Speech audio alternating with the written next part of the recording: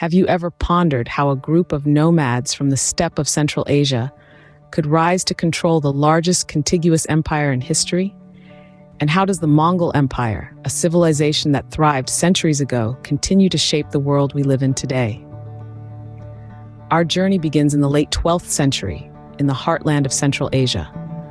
Born in 1162 was a man named Temujin, who would later be known as Genghis Khan. He spent his early years forging tribal alliances, gradually defeating neighboring groups.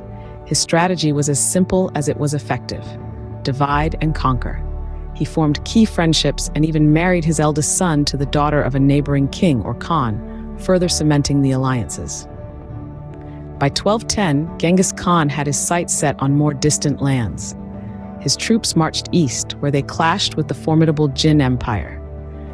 The Jin had ruled over Manchuria, Inner Mongolia, and northern China for over a century. Their capital, the city of Zhongdu, is now known as Beijing. Genghis Khan's forces brought the Jin Empire to its knees, marking one of the first major conquests of the Mongol Empire. But the Mongol expansion did not stop there.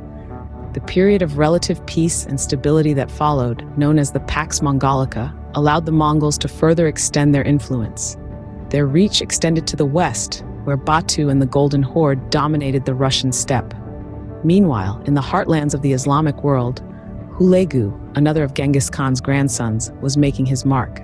His forces wreaked havoc, leaving once thriving cities in ruins. But even amidst the destruction, the Mongols brought about change, contributing to the spread of ideas, technologies, and cultures. In the east, Kublai Khan, Genghis Khan's grandson, established the Yuan dynasty, marking the first time a foreign power had ruled all of China. Under his reign, the Mongols brought about significant changes in Chinese society, including the introduction of paper money and the development of a postal system. Yet, like all great empires, the Mongol Empire was not destined to last forever.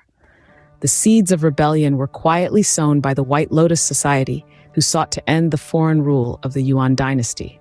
By 1368, a Buddhist monk from a humble peasant family named Zhu Yuanzhang led a revolt that toppled the Yuan dynasty and founded the Ming dynasty, marking the end of Mongol rule. The Mongol Empire may have risen and fallen centuries ago, but its impact on the world is still felt today. From the spread of paper money to the development of postal systems, the Mongols left a lasting legacy that transcends borders and time.